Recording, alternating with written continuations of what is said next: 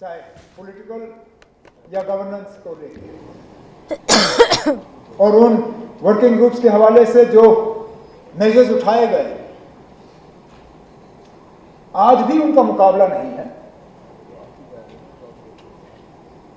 कश्मीरी पंडितों को वापस लेने की बात तो बहुत की गई होगी, लेकिन अगर अमली जामा उसको पहनाया गया कभी, वो डॉक्टर मनमोहन सिंह साहब के दौर में, जब उस वक्त हमारी कोalition सरकार के वक्त में उनके लिए नौकरियों का रिजर्वेशन करके हमने उन्हें तैयार किया कि वो वापस कश्मीर जाएं और वहां पे दोबारा बसें।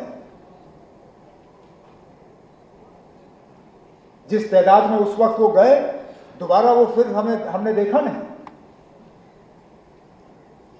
जगती का वो टाउनशिप बनने से पहले कैंपों में उनकी क्या हालत थी, वो पूछिए उनसे।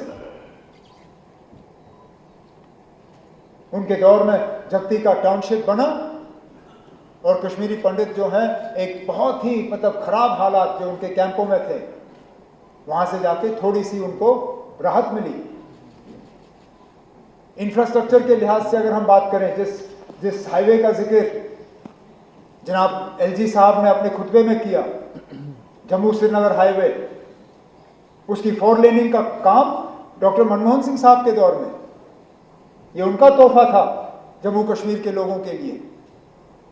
आज जब हम इंतजार कर रहे हैं वजीर आजम साहब का कि वो आएंगे और इस रेल का पूरा उद्घाटन करेंगे, जो मैं उम्मीद करता हूं कुछ ही दिनों में होगा, लेकिन शुरुआत कश्मीर को बाकी मुल्क के साथ जोड़ा गया जब बानीहाल का टनल मुकम्मल हुआ और रेल वहां से गुजरी।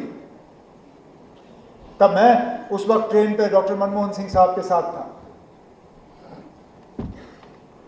चिनाब पे जो सबसे ऊंचा पुल रेल का दुनिया में, वो काम डॉक्टर मनमोहन सिंह साहब के दौर में शुरू हुआ। बदकिस्मती से ऊपर वाले ने उनको जिंदगी रखी नहीं थी कि वो उस पुल के ऊपर से पूरी तरह से ट्रेन को गुजरते हुए देखें, लेकिन कहीं ना कहीं उनको इस बात की तसल्ली होगी कि जिस काम की शुरुआत उनके दौर में की गई, उसको आज मौजूदा हुकूमत ने मंजिल तक पहुंचा दिया। इसी तरह जब हालात खराब हो गए थे 2016 में,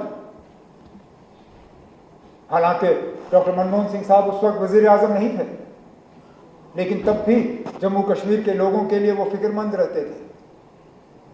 एक ग्रुप लाए, वो जम्मू में बैठे, श्रीनगर में बैठे, और जो उनसे मिलना चाहते थे उनसे मिले।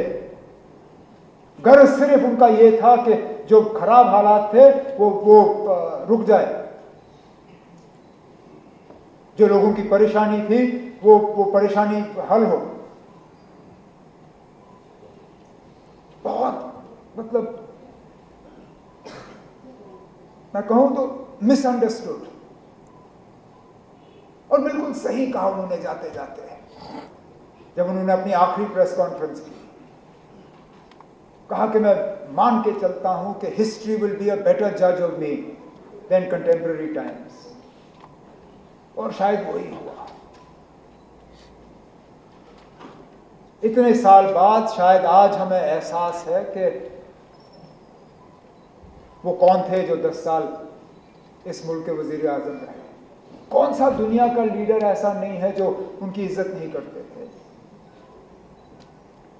अमेरिका से लेके बर्तानिया, बर्तानिया से लेके जापान,